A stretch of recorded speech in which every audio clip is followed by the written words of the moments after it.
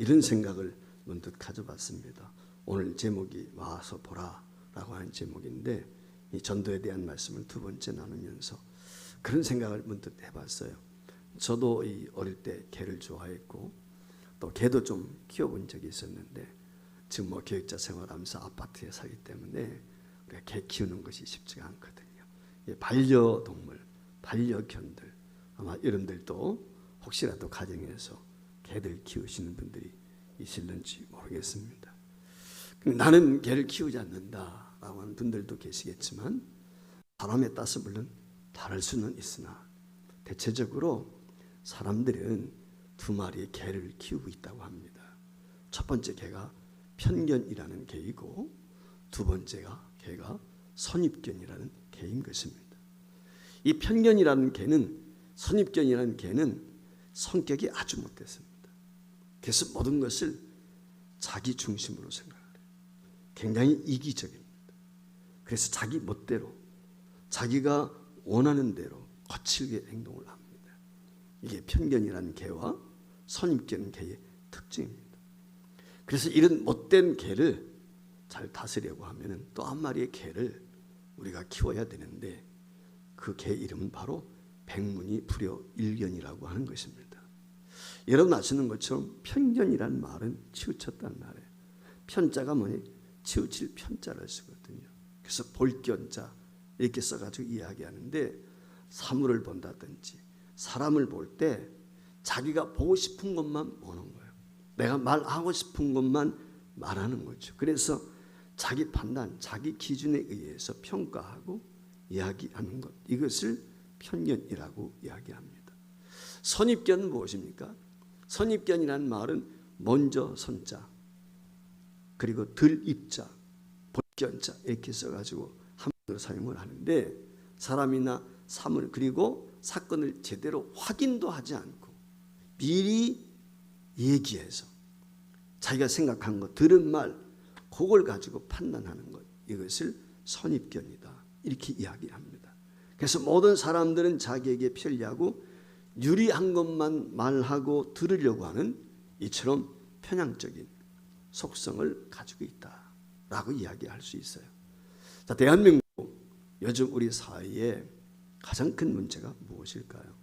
아마 그것이 있다면 보수와 진보의 갈등이 아닐까, 저는 그런 생각을 가져보게 됩니다.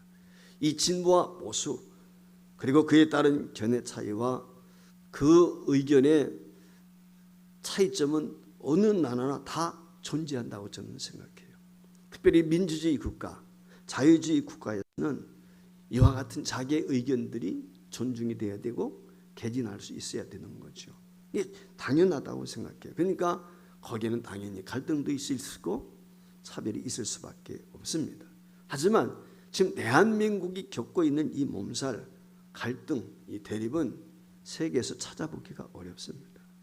유례가 없습니다. 대한민국이 극심하다라고밖에 이야기할 수밖에 없어요. 대한민국 보면 이제 앞으로 대선도 있는데 여야 할 것 없이 이제 대통령 후보자들도 세워졌는데, 여러분들 보시면 알잖아요. 진보와 보수가 상대 의견에 대해서 아무리 상대가 좋은 대안을 내놓고 의견을 제시해도 받아들이지 않습니다. 자신의 입장에 서지 않으면 상대는 무조건 어떻게 돼요? 적이에요, 적. 이 조국 사태를 겪으면서 몇 년 내에 특히 이게 더 심해져 버렸어요. 그래서 네 편 내 편 갈라치기 해가지고 내 편이 하면 무조건 적인 거예요. 옳으냐 그르냐 그건 상관이 없어요. 내 편이냐 아니냐 여기에 입장이다. 그래서 내 편이면 잘못했어도 그게 다 옳은 것이고, 내 편이 아니면 다 잘했어도 그건 잘못된 거예요. 이것이 어떻게 보면 우리나라의 가장 큰 문제점이 아닐까, 저는 그런 생각을 가져요. 이런 극단적인 갈등과 대립은 자신은 절대적으로 옳고 상대는 절대적으로 틀렸다라고 하는 이 바로 편견에서 오는 거죠. 이런 편견의 틀을 깨지 않는 한 이 갈등과 대립을 우리가 넘어서서 통합을 이룬다는 것, 그건 참 어렵다, 그런 생각을 가져요. 전 우리 대한민국 국민들이 초인류 국가가 될 수 있는 소양을 충분히 가지고 있다고 생각해요. 단지 하나, 이 정치인들이 부추기는 건데 바로 이게 편가르게 하는 거예요. 지도자들이. 그래서 이 백성들을 우매하게 만들고 자기 편으로 끌어들이고 배척하고 뭐 이런단 말이죠. 저는 우리 사회가 이 문제만 잘 극복하게 되면 그 어느 나라에 부럽지 않은 저는 초인류 국가가 될 수 있다. 앞으로 대통령이 돼야 될 사람은 바로 그런 사람이 되지 않을까. 앞으로 지도자가 돼야 될 사람들은 그런 사람이야 되지 않을까. 저는 이런 생각을 가져봐요. 이 편견이라고 하는 생각을 하면서 과거 제가 청소년 시절 어릴 때 읽었던 책 생각이 납니다. 거인의 뜰이라고. 혹시 아마 여러분들도 읽어보신 분들이 꽤 있을 것인데 어느 마을 끝에 큰 저택이 있습니다. 아름다운 집이죠. 근데 그 안에 거인이 살고 있어요. 동네 사람들은 그 거인이 무서워서 그 집가에 가지를 않습니다. 그런데 어느 날 아이들이 겁없이 이 거인의 집에 들어가서 온갖 나무들이 있고 꽃이 있고 그 멋진 정원에서 그들이 놀고 있습니다.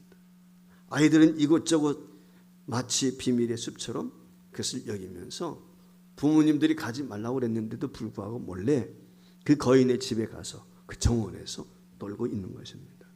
그러던 어느 날 잠에서 끈 거인이 아이들이 떠드는 소리에 시끄러워가지고 귀찮아서 그 아이들을 쫓아내게 되죠. 그리고 그 아이들이 자기의 뜰에 들어오는 것이 귀찮아서 담을 쌓아요. 아이들 못 들어오도록 담을 철벽을 쌓는 거예요. 근데 그 담을 쌓고 난 다음에 문제가 생기기 시작을 했습니다. 아이들이 귀찮아서 높은 담을 쌓았는데 그 높은 담 때문에 햇볕이 들지 않는 거예요. 그 정원에 햇볕이 들지 않게 되니까 꽃도 시듭니다. 나무도 점점 시들시들하더니 죽어갑니다. 여러분, 꽃이 시들고 나무가 죽어가게 되니까 그동안 찾아오던 볼나비 새들이 찾아오지를 않습니다. 거인의 뜰 집은 어둠과 같은 겨울과 같은 냉랭함만이 가득했습니다. 몸과 마음도 추워진 이 거인은 집에서도 잘 나오지 않고 자기 방에 처박혀서 침대에 누운 채 점점 병들어갑니다. 그런데 어느 날 무언가 시끄러운 소리에 잠을 깨고 보니까 거인이 쌓아놓은 그 담장에 아마 세월이 지나면서 틈바구니가 생겼던지 그 틈바구니를 딛고 아이들이 이 거인의 집 정원에 들어와 가지고 뛰어놀고 있는 것입니다. 그런데 이상한 현상은 그 아이들이 그 틈을 들어와 가지고 놀고 있는 그 아이들이 있는 곳에는 꽃이 피고 나무가 새들이 들어오고 생기가 있는 것입니다. 그 모습을 보면서 이 거인은 잠자리에서 일어나서 아이들에게 인사하기 위해서 다가가는데 아이들은 거인이 나타나고 두려워서 무서워서 도망을 칩니다. 그런데 그 아이들과 함께 따랐던 가장 어린 꼬마가 미처 그 조그만 구멍으로 빠져나가지 못하고 거인의 손에 잡혔어요. 거인이 그 아이를 번쩍 들어가지고 메마른 나무 가지 위에 올려놓죠. 그러다 메말랐던 나무가 살아나고 잎이 나오고 꽃이 피고 그리고 더불어서 아이들이 그 모습을 보고 뛰어옵니다. 그러자 그 아이들이 그 공원 안으로 들어오게 되었을 때 죽어있던 나무들이 다 살아나게 되고 꽃이 피어지고 새들이 날아와서 어느 순간 생기가 도는 정원으로 바뀌게 됐죠. 그 모습을 보면서 이 거인이 깨닫습니다. 그리고는 자기의 그 높이 쌓던 담들을 다 허버리게 되죠. 그와 동시에 그 정원에는 겨울이 끝나고 싸늘했던 그 모습들은 다 사라지고 생명과 함께 봄이 찾아오고 따뜻하고 아름다운 동산으로 바뀌었다는 이야기입니다. 여러분, 거인이 높이 산 담, 이게 바로 편견의 담입니다. 그 담을 허물지 않는 한 그 담 너머의 생명과 변화는 거인의 뜰로 다가갈 수가 없는 것입니다. 거인 스스로 쌓은 편견의 벽을 헐물지 않는 한 그 담에 갇혀 어둠과 냉랭한 고통 속에 병들어 죽어갈 수밖에 없는 것입니다. 그러나 담을 허무는 순간 담 밖에 흐르는 생명과 더 나아가서 따뜻함이 자신의 삶 속에 흘러 들어오는 것을 경험했다는 것이지요. 오늘 여기 본문에도 우리가 편견이라는 것을 발견할 수가 있습니다. 여러분, 편견 참 어리석어 보입니다. 그러나 이 편견이란 담을 허물게 될 때 거기에 놀라운 은혜가 있고 변화가 있습니다. 자, 오늘 여기 본문 말씀에 보면은 빌립이라는 사람이 자기의 친구 나다나엘을 찾아가서 전도하는 장면이 나옵니다. 여기 빌립이라고 하는 이름을 뜻을 보면은 이 사람은 헬라파 유대인인 것을 알 수가 있습니다. 헬라파 유대인이라는 말의 의미는 헬레니즘 문화에 익숙했던 사람이다. 즉 헬라 지역에 살던 사람이다라고 이렇게 생각을 볼 수가 있어요. 역사적인 배경을 살펴보게 되면 여러분들 잘 아시는 것처럼 북쪽 이스라엘은 아수르에 망하게 되고 그 후에 남쪽 유다가 바벨론에 의해서 멸망을 하죠. 바벨론에 의해서 멸망을 당하게 되었을 때 이스라엘 백성들이 포로로 바벨론으로 끌려가요. 수많은 사람들이 시드기야 왕을 비롯해서. 그런데 그 바벨론이라는 막강한 나라가 당시 신흥 국가였던 파사와 메데, 이 파사와 메데의 침략을 받아서 무너지게 됩니다. 그리고 이 파사의 왕이었던 고레스 왕이 칙령을 내려가지고 이스라엘 백성들, 그 바벨론에 포로로 잡혀왔던 자들을 고향으로 돌려보게 되는데 그게 바로 70년 포로 생활이 끝난 다음에 고향으로 돌아오게 되는 것입니다. 이 고향으로 돌아오게 될 때 70년 세월이 지났으니까 이 바벨론 땅에서 안주하고 정착하는 사람들도 있었는가 하면, 그리고 70년 생활 동안 이 공했던 예루살렘에 살고 있던 사람들이 각 지역으로 흩어져 버렸다. 헬라도 갔고 에기프트도 갔고 그 지역 나라들로 흩어지게 된 것이죠. 이와 같이 흩어진 사람들을 이야기할 때 디아스포라, 아마 여러분들 들어보셨죠? 이 디아스포라라고 하는 호칭을 부르는데 이 디아스포라라고 하는 말의 의미는 본국에서 떨어져 나온 사람들이라는 것입니다. 자기 나라는 있는데 자기 나라에 살지 않고 타국에 가서 사는 거죠. 우리로 말하면 오늘날 이민자와 같은 것입니다. 우리나라가 6.25 전쟁을 치렀어요. 그 전쟁에 남쪽도 북쪽도 포로들이 있었죠. 포로 교환도 했습니다. 근데 나중에 거제도에 포로 수용소가 있었는데 이념적인 문제도 있고, 그래서 어떤 사람은 남쪽에도 안 남고 북쪽에도 안 간 거예요. 그리고 이 사람들이 선택한 것이 제3국 브라질이라든지 파라과이라든지 칠레라든지 미국이라든지 이쪽으로 이 대한민국을 떠나서 한마디로 말하면 이민 간 사람들, 그들을 이야기할 때 다른 말로 디아스포라라, 그렇게 이야기할 수 있는 것이죠. 이런 유대인들 가운데 헬라 문화권에서 자라 성장한 사람들을 헬라파 유대인이다. 우리가 사도행전에 보면은 구제 문제 때문에 히브리파 사람과 헬라파 그 과부 돕는 문제로 갈등이 있었지 않습니까? 그래서 안수집사 세워가지고 그 일을 돌보겠던 것을 우리가 알 수 있는데, 이 헬라파 유대인들, 즉 헬레니즘에 익숙한 이 사람들은 어려서부터 부모 대부터 이주해서 살았으니까 그래서 헬라식 교육을 받습니다. 헬라식 사상과 문화에 익숙합니다. 이 헬라, 여러분 아시는 것처럼 철학이잖아요. 논리잖아요. 이 사람들은 빌립도 마찬가지죠. 그러니까 이 빌립이라고 한 말도 순수한 유대인 이름이 아니고 헬라적인 이름이에요. 디모데와 같이 디도 뭐 이런 사람들, 그렇게 우리가 이해하면 되거든요. 그러니까 이 빌립이라는 사람도 역시 헬라의 영향을 받았기 때문에 헬라적인 사고방식을 가지고 있는, 대표적인 것이 뭐냐면 빌립이 헬라적인 사고방식을 가지고 있다는 것을 요한복음 6장 1절 이하에 보면 잘 우리에게 보여주고 있는데, 그게 뭐냐면 보리떡 5개와 물고기 2마리로 5,000명을 먹일 때예요. 베세다 들녘에서 예수님이 복음을 전한 후에 배고파하고 있는 그 수많은 대중들을 향해서 너희가 좀 먹을 것을 줘라, 제자들에게 이렇게 명을 하거든요. 그때 특별히 빌립을 올라가지고 예수님이 그런 질문을 부탁했어요. 그때 이 빌립이 하는 얘기가 뭐냐면 주판안을 돌리는 거예요. 계산을 딱 합니다. 선생님, 오늘 여기 광야에 있는 사람들 한 끼 먹으려면 이 정도의 돈이 듭니다. 근데 문제는요, 이 정도의 돈이 있어도요 떡이 없다는 것입니다. 어디서 떡을 구합니까? 이게 빌립이에요. 그러니까 굉장히 계산적입니다. 사고적입니다. 논리적인 것이 허투루 이야기하지 않습니다. 한마디로 말하면 합리적 사고를 가지고 있는 사람. 그게 빌립이라고 이야기할 수 있어요. 근데 이런 빌립이 어느 날 예수님을 만나고 그 예수님을 따르게 되는 거죠. 오늘 본문 앞부분에 나오거든요. 예수님께서 직접 이 빌립을 만났을 때 나를 따르라. 빌립에게 그렇게 명을 하는데 빌립이 뭐 따져묻지도 않아요. 이의도 제기하지 않아요. 그리고 예수님 따라가게 됩니다. 이해가 안 가지요. 굉장히 논리적이고 합리적인 사람인데 그런데도 불구하고 예수님 말씀 한마디에 그의 부르심에 아멘하고 따라가는 거예요. 이게 놀라운 사건이 아니겠습니까?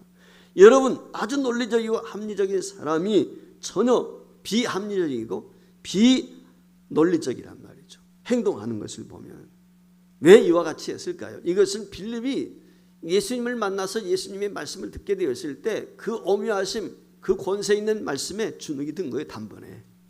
아, 이분은 예사뿐이 아니구나. 깨달은 거죠. 그래서 그 주님의 부르심에 응답하고 따라가는 것입니다. 이런 장면은 우리가 바울 사도를 통해서도 발견할 수가 있어요. 다메섹 도상에서 주님을 만났던 이 바울 사도가 고린도 전서라고 하는 이 고린도 교회에 편지한 내용의 말씀에 보면 고린도전서 1장 22절로 24절 말씀에 이런 말씀이 기록이 되어 있어요. 유대인은 표적을 구하고 헬라인은 지혜를 찾으나 우린 십자가에 못 박힌 그리스도를 전하니 유대인에게는 거리끼는 것이요 이방인에는 미련한 것이로되 오직 부르심을 받은 자들에게는 유대인이나 헬라이나 그리스도는 하나님의 능력이요 하나님의 지혜니라. 할렐루야. 여러분, 헬라의 사상과 문화에 길들여진 이 빌립 같은 사람이 논리와 합리성을 내세우는 사람인데 이 모든 것을 뛰어넘어서 변화하는 이 복음의 능력. 복음이 누굽니까? 예수님의 복음이죠. 예수 복음의 능력 앞에 굴복하는 거예요. 그 영향력 앞에, 그 생명력 앞에 순순히 따르고 있단 말이죠. 빌립이 예수님 만났어요. 이 빌립이 예수님을 만난 다음에 자기 절친, 친한 친구인 나다나엘을 찾아갑니다. 나다나엘은 그 이름만 봐도 알 수 있는 것처럼 전형적인 유대인이죠. 그 나다나엘을 찾아가서 그가 이야기를 해요. 무슨 얘기를 합니까? 46절 말씀에 보면은 나다나엘이 나사렛 뭡니까? 이 친구 그 누구죠? 빌립이 나다나엘이 내가 메시아를 만나서 이렇게 전도를 하거든요. 그러니까 이 전도를 받은 나다나엘이 빌립의 이야기에 대해서 이렇게 이야기해요. 46절에 나다나엘이 내 나사렛에서 무슨 선한 것이 일어날 수 있느냐. 유대인들은 너나 할 것 없이 메시아 대망 사상이었어요. 당시 로마가 유다 땅을 점령해서 지배를 했습니다. 우리나라가 36년간 일제 침략을 받았던 것처럼 그런 어려운 시기를 보냈어요. 그때 그들에게 소망이 있었다면 메시아가 오시는 거예요. 구약에 약속하신 그 메시아가 오시는 거. 그러면은 자기들의 나라가 회복될 것이다. 그러니까 쉽게 말하면 정치적인 메시아. 그것을 그들은 기다리고 있었습니다. 그런데 이 나다나엘이 오늘 여기 한마디로 말하면 유대인으로서 가진 편견이 있음을 우리에게 보여주고 있어요. 이 전통적인 유대인들이 기다렸던 것은 조금 전에 말씀을 드린 정치적인 메시아인데 그 정치적인 메시아가 오면 이 로마의 압제에서 자기들을 자유케 하고 독립을 하고 그리고 평안을 줄 것으로 그렇게 생각을 했다는 거죠. 그런 메시아라면 더 화려하고 영광스럽고 정말 멋진 곳에서 태어나야 되지 않겠는가. 그런데 빌립을 통해서 내가 메시아를 만났다 라고 이야기하는데 그 메시아가 어디 사람이요? 나사렛 사람이라는 거예요. 나사렛은 천민들이 사는 것이 가난한 지역입니다. 더군다나 빌립이 이야기할 때 나사렛 요셉의 아들이에요. 요셉은 누구예요? 목수란 말이죠. 그런 가난한 자의 가정에서 어떻게 메시아가 태어나? 이것이 나다나엘이 가지고 있는 편견이었던 것입니다. 이런 편견을 갖게 되니까 빌립이 굉장히 합리적인 사람, 논리적인 사람이기 때문에 그 사람이 자기에게 메시지를 받았다고 하면 빌립이 저렇게 이야기할 때는 이유가 있겠지. 굉장히 합리적인 사람인데, 논리적인 사람인데, 함부로 말하지 않는 사람인데 라고 하는 생각을 할 수 있어야 되는데 그 생각은 온데간다도 없어요. 그리고 하는 말이 뭐예요? 나사렛에 무슨 선한 것이 나겠느냐. 그래서 오늘 여기 45절 말씀에 그랬어요. 빌립이 나다나엘을 찾아 이르되 모세가 율법에 기록하였고 여러 선지자가 기록한 그 일을 우리가 만났으니 요셉의 아들 나사렛 예수다. 이런 얘기 직접 내가 뭐예요? 만났다는 거예요. 한마디로 말하면은 백문이 불여일견이죠. 아까 얘기했던 것처럼 직접 확인했어요. 그런데 이 빌립의 말에 대해서 일말의 고려도 없어요. 단번에 야 무슨 나라에서 선한 것이 나와, 메시아가 나와. 아니야. 거절하고 있는 거예요. 이 말의 의미는 뭐냐면 나사시라고 하는 동네는 가난한 동네니까 그곳에서 왕이 날 수가 없다, 메시아가 날 수 없다는 편견, 선입견, 이게 지금 나다나엘에 가득 차 있는 것이죠. 그래서 오랜 친구인데 빌립이 이야기하는데도 설득당하지 아니하고 오히려 방어하고 있는 거예요. 친구 사이도 말이죠. 종종 우리가 그런 경험하지 않습니까? 여러분들 가정은 어떤지 모르겠어요. 명절 때 모인다든지 어떤 행사가 있어서 가족끼리 모여 아버지와 아들이 종종 그런 경우 있잖아요. 정치적인 이야기하다가 다투는 경우도 있어요. 밥상 앞에 놓고 뛰쳐나가는 경우도 있어요. 며느리하고 시어머니가 한 사람은 야당, 한 사람은 여당, 한 사람은 진보, 한 사람은 보수, 의견 충돌해 가지고요 타협하지 못하고 그것 때문에 마음 상하는 일들이 종종 있지 않습니까? 문 박차고 나간단 말이에요. 오늘 여기 나다나엘이 나사렛에서 무슨 선한 것이 날 수 있느냐? 이 지독한 편견을 가지고 있는 것이 나다나엘이에요. 이와 같은 편견에 사로잡힌 사람, 여러분 논리를 가지고 설득할 수 있을까요? 합리적이라고 해서 그것이 설득이 가능할까요? 우리가 현실에서 보고 있잖아요. 상대가 하는 얘기가 맞아요. 그런데 동의 안 해요. 내 방식대로 해야 돼요. 요즘에 뭐 대장동 사건 놓고서 이거 뭐 특검을 해야 되냐 말아야 되냐, 여러분들 다 어떻게 해야 될지 판단 기준이 서잖아요. 근데 한쪽에서는 이렇게 얘기하고 한쪽에서는 저렇게 이야기하고, 그게 뭐예요? 자기 편견에 의해서. 내 편이면 옳은 거고 네 편은 그런 거야. 이런 시대 속에 우리가 살고 있단 말이에요. 그럼 이런 편견을 가진 사람의 벽을 깨트리고 자신을 보게 하는 길은 어디에 있을 것일까? 무엇일까? 빌립이요, 이 반대하는 편견의 벽을 가지고 있는 빌립, 이 나다나엘을 보면서 변론하지 않습니다. 설득하려고 하지 않습니다. 그가 한마디 딱 한마디 하는 거예요. 뭐예요? 오늘 보면 46절 하반절에 와 있는 것처럼 와서 봐라. 와서 한번 봐. 다른 말 하지 않아요. 내 눈으로 직접 와서 확인해봐. 여러분 이것보다 확실한 것이 어디에 있겠어요? 직접 그 현장에 접하고 그 사실을 보고 그 다음에 판단해 라고 하는 거예요. 오늘 우리 사회의 갈등도 대립도 어쩌면 이런 자세를 견지한다면 지금과 같이 내 편 갈라치게 하는 어리석은 행동은 하지 않겠다, 이런 생각을 한번 가져보게 됩니다. 결국 이 친구의 강력한 권위를 받아서 나다나엘이 예수님 앞에 오게 되죠. 그 예수님 앞에 오게 되었을 때 예수님께서 빌립과 함께 오고 있는 나다나엘을 보자마자 한마디 하십니다. 그것이 47절이에요. 예수께서 나다나엘이 자기에게로 오는 것을 보시고 그를 가리켜 이르시되 보라, 참으로 이 사람은 이스라엘 사람이다. 그 속에 간사함이 없다. 그래서 지금 겉으로 드러난 나다나엘의 모습만 보면 그녀는 굉장히 편견이 있는 사람, 왜곡된 강한 성격의 소유자, 그렇게 우리가 인식할 수가 있거든요. 그런데 예수님께서는 정반대예요. 오늘 나다나엘의 평가가 뭐예요? 간사함이 없다. 정직한 사람이다. 진실한 사람입니다. 얼핏 보면 예수님께서 혹시 나다나엘한테 환심을 살려고 하는 건가? 이런 생각이 들 정도로 나다나엘을 칭찬하고 있단 말이죠. 이 예수님의 이야기를 들은 나다나엘의 반응이 48절에 나와요. 당신이 나를 어떻게 아십니까? 당신이 나를 어떻게 아느냐는 이 말씀 속에는 혹시라도 당신이 나를 현혹하려고 하는 건 아닌지 의구심도 그 속에는 담겨 있어요. 사탕말림처럼 가식적인 말을 하고 있는 것이 아닌가.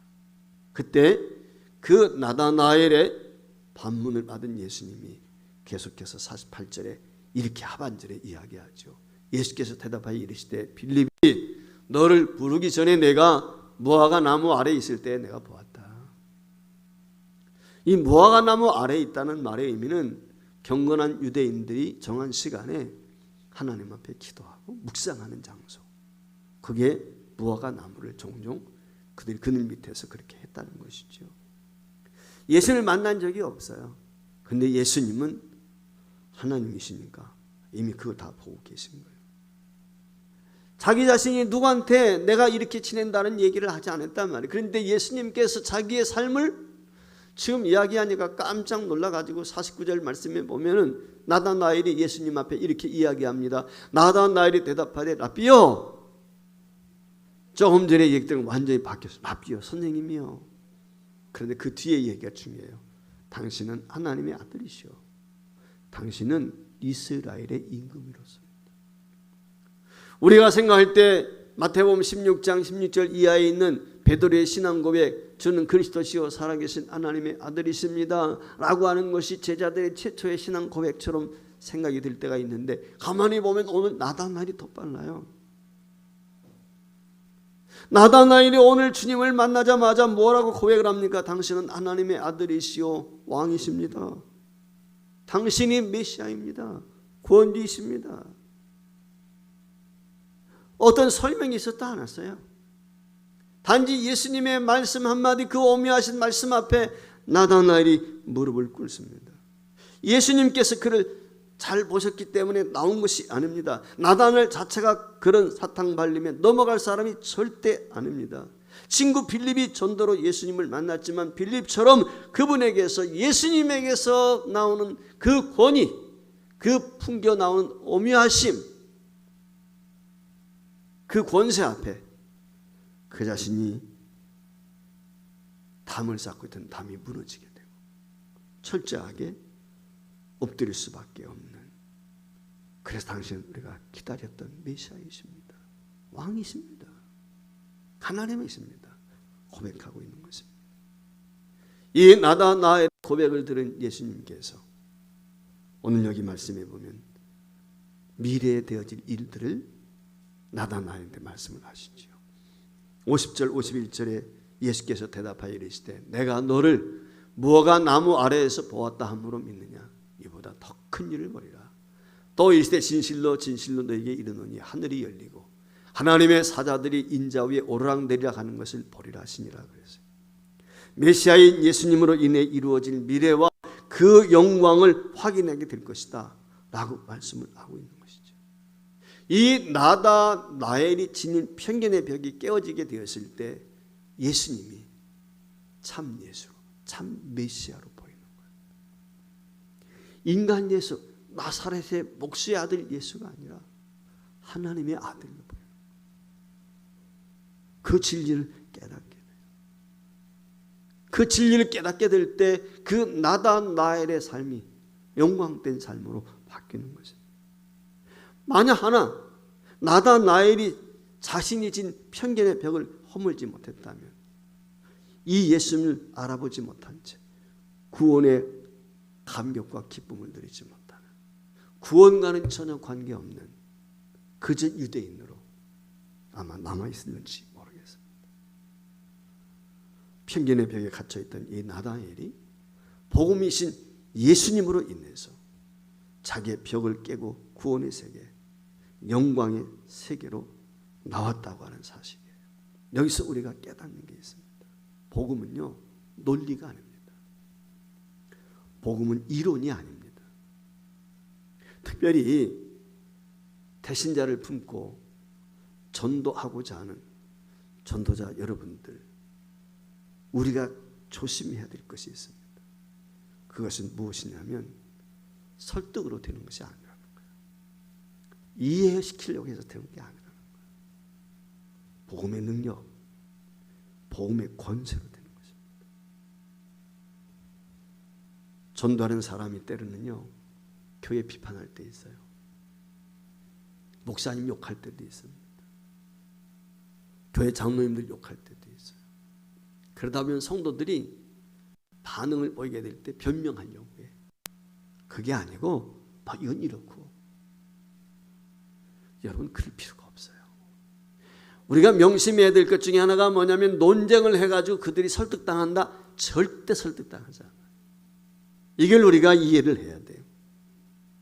논쟁하려고 하는 것이 아니라 오늘 이 나다나엘이 이야기한 것처럼 한번 와봐. 다른 거 없어요. 그거예요. 오늘 21일 날 한번 와봐. 교회에 대해서 이런저런 이야기하는 남편, 배우자, 부모, 자녀, 형제들에 대해서 강제로 억지로 끌고 오려고 하는 것이 아니라 그를 설득시켜가지고 여러분이 절대, 여러분 남편, 아내가 남편 설득해가지고 데려왔다는 사람 단 한 명도 못 봤어요. 내가.